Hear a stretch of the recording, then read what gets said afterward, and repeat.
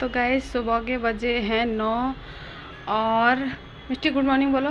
Good morning ma'am. हमारे blog में आपका स्वागत है। Good morning ma'am.